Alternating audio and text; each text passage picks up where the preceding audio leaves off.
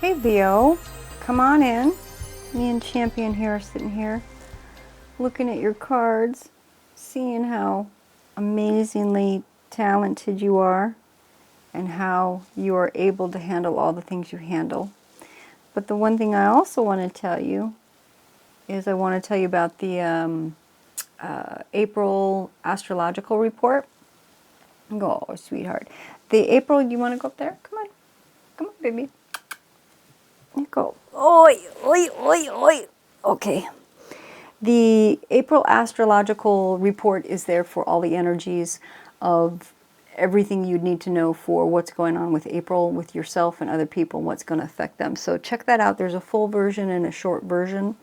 But let's talk about your report of everything that you've got going on here in your astrological and tarot report. So the one thing that's interesting on what I'm looking at with you in all of this is I've noticed that you've had a tremendous amount of the Emperor in a lot of your readings. And the Emperor, let's go to the overhead. The Emperor is, you know, that's the card that has a lot of structure. And of course it is literally like the Emperor, okay? It can be like a, you know, it can be a fatherly figure, it can be authority, but he holds structure, he holds the empire together. And the Emperor can be like the best, amazing fatherly figure, or it can be the worst of the worst, right, when it's upside down. So he's got a lot of impact in how he shows up. But also this sort of like holding your empire yourself, holding it together.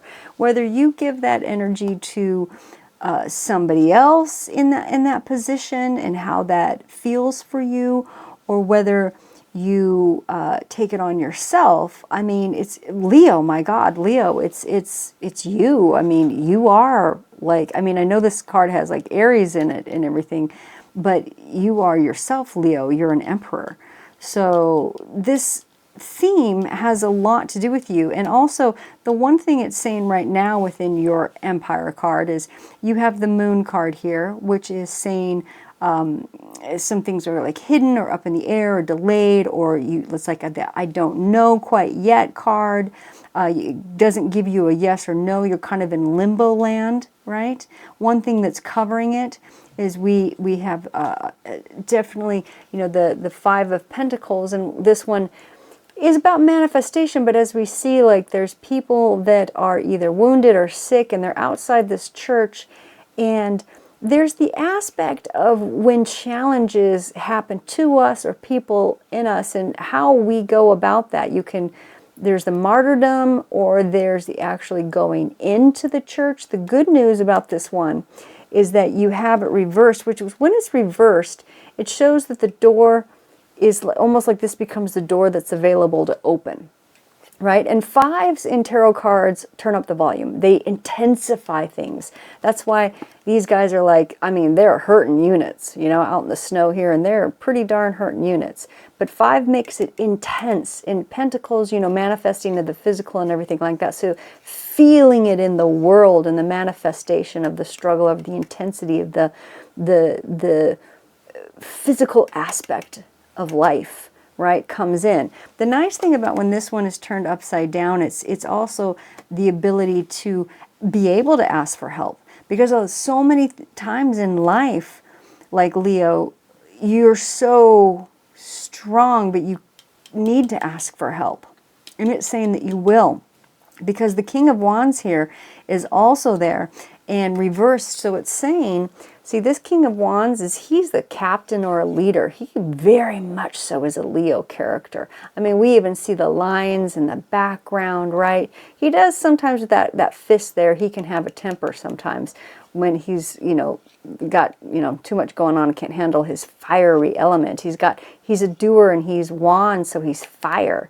Right? Now he's turned upside down, so, you know, he's having a little bit difficult of a time. So he needs help. He needs help from others, right? He's trying to keep his empire together, or there's the emperor within his life that, you know, there's that, the aspect there of all of that, the unknowing, the level of despair, sickness, or, you know, like, and the king, the leader, is out of sorts, and even maybe feeling a little bit angry upon a bit of this. So what does this tell us within this energy? Okay, the one thing that's fascinating about it is it does say in your baseline, it says that down here, oh, let me show you over here. There we go. Down here, it shows you the World card and the Ace of Swords. And the World card is like you, the full version of you, and you're meant to do this. You're built to do this. This is your whole you, and the universe really gives you a thumbs up. The Ace of Swords giving total thumbs up. Like, you are a sword that's been folded over in the iron, and it's really made to do this, to accomplish this, to take this on. If anybody can take this on, it's you, Leo. I mean, you are the King of Wands. Like, you are the aspect of the Emperor, and like, how does that get done? So there's nothing about this that isn't supposed to be you in all that you are taking on right now. And we are in all this Aries fire energy, and it's lighting things up and testing you. And what is it called when you're putting the metal, you know, when you're folding it over, making it into a sword? Like, that's really happening to you right now. But it's making you so strong. And the one thing that's nice about the cards that are coupling on each side, this energy, which I really like, is you have the Ace of Cups and you have the Ace of Wands. So you have aces, which are new beginnings and new choices, new actions, and new loves of energies. And you also, on top of that, have the Fool and the Empress. The Fool is in the good energy, so the Fool as in being able to go with the flow with the universe. And when you're able to really go with the flow with the universe, the best things happen. The best thing the universe can come forward and bring things to you that you could never think of or possibly do yourself, that all of a sudden show up and handle a situation or a project, or the newing, you know, oh, I guess I'm going this direction now, I guess I'm going that, and it shows up for you when you're able to flow with the universe and be a true fool with everything. Also on the other side, it does say the Empress, where it does say like that feminine aspect where you're trying to, it's good to couple all this masculine, because this middle section has a whole bunch of masculine. How does the masculine energy of that show up? And coupling that and supporting that is a feminine aspect, which is really good, because it's necessary to have all of that and to have the support and the intuition, especially when the masculine is in need. And it's saying that aspect of the Leo aspect, your masculine aspect of you, no matter whether you're male or female, if you're predominantly Leo and you're female, you kick butt. Like, you are both. You are strong. You are, all of you are like roar, you know, if you have a lot of Leo aspect to you. So you're a warrior and able to take on that fire energy right now, and it's forging you. That's the word I was trying to think of with the swords. It's forging you into what you are, with taking on the whole Emperor scenario. And I'm really curious about this, because this has been happening with you all year long with your readings,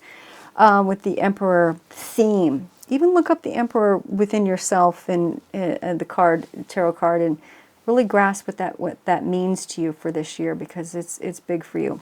All right.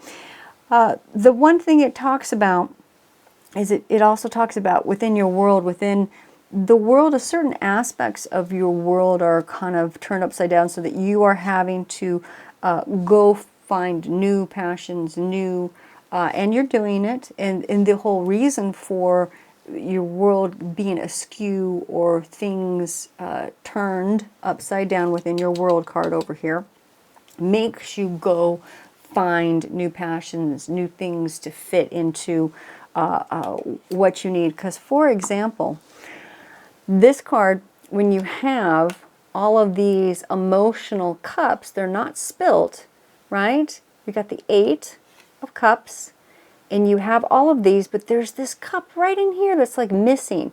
And he's going with the cloak of passion, with the red cloak of passion. He's going into the depths of the deep depths of the night of emotions to go find that missing element that will fulfill his passions.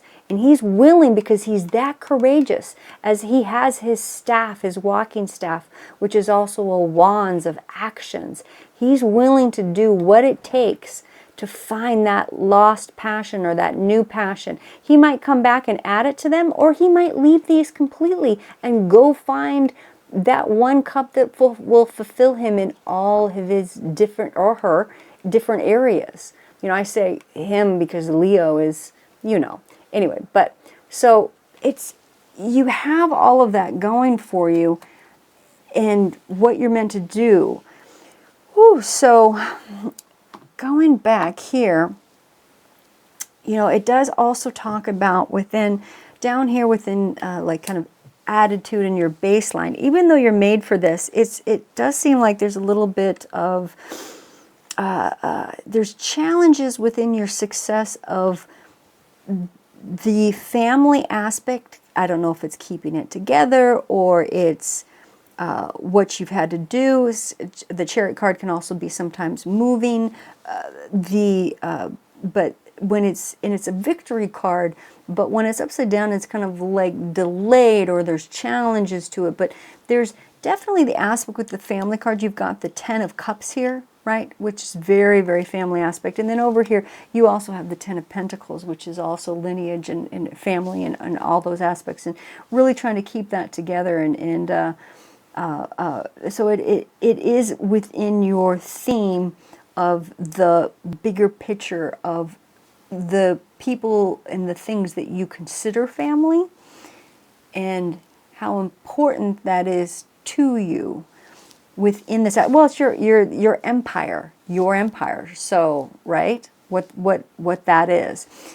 Going forward, the one thing it does talk about is there's an influence, or there's an energy that's willing to look towards everything, that is encouraging to look for the things that are blooming and are transpiring, that are the doors that are opening, and not to pay attention to the doors that are not opening. So you have a reminder there of that in your hopes and fears, and that you're hopeful that you're able to do that. You're able to view the scenario within the Queen of Wands, that she, in that aspect within, she's very intuitive, and she's looking all towards all that's going on here, and reminding to hopefully look towards, only pay attention to the things that are blooming, and not dwell on the paths that have closed, because you're not supposed to go that way anyway.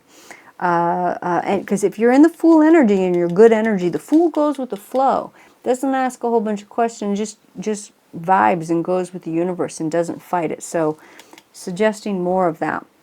Going into the future, it talks about a level of celebration and travel. It's going to something, an event, and you have to travel to go to it. But it's a positive thing. It's a positive aspect. And then there's also levels of make sure that when your emotions feel a little overwhelmed, saying that there can be things that come in, that there's levels of responsibilities and things that are has the ability to make you feel overflowed with emotions, that to give it to God, ask for, like they said, like in here, allow people to help, allow the energies to come forward and help give you what you need to make it through. Because also, you know, the best emperors and queens and emperors and everything, the masters of their empire, know when and who to allow to come in and help them. I mean, that's the greats. The greats do that. And you're becoming the great. You're made for this. You're made for this. So make sure, it does say, make sure when you start to feel overflowing emotions in the future, that you listen carefully to your guides and angels, because they are with you and they will help you within you're doing really well with listening to the Fool, go with the universe energy, but keep listening, especially if you get an overwhelming sense of emotions. You know, we've been having some of that with Pisces and these wave of emotions, and then we also have the Aries, fiery on the crest, and sometimes even anger and frustration and everything. We have a little wild Scorpio full moon coming in, a little spicy and dangerous, but we're really coming into, pardon me, we're really coming into the Taurus energy at the end of the month, where your intentions behind what you're doing, your intentions for all the things that you're planting, and it looks like your lineage and your family is, and your empire is important to you, your intentions behind it are going to manifest. They're into the Taurus Pentacle manifestation energy that's coming at the end of the month. And it's like right around the 25th. Watch the whole April Astrological Report. The Aries energy, Mercury goes direct. It is the 25th. Mercury goes direct to Aries, and we finally get that takeoff. We finally get all this pent up energy, like action and move and go, and we're ready in the rocket ship, and it finally gets to start taking off, right? And even Mars enters Aries, so like it's all go. Like between the 25th and 30th, it's when everything starts to, right, take off. So trust, and this is you. You got this. You're supposed to do this. No one does it better than you. This is what you're made for. All that you're taking on right now, and all that you consider your empire that you care about, and the people within it, you're there to protect them and to set the stage and the structure, as the Emperor card does, right? And couple it within the feminine energies of the Empress and the go with the flow Fool. So those are the energies that are coming forward for you right now, and to re-emphasize how you're doing, what you're doing, why you're doing, and they're forging that sword, and like you're doing really well. You're doing really well. So keep it up, and look forward to this celebration, this trip. There's like a trip. You're going somewhere. There's a, yeah, that feels good. Coming up, but keep going with all of this, because you're doing fantastic. All right, Leo. All right, you know I'm always rooting for you. Okay, talk to you soon. Mush mush.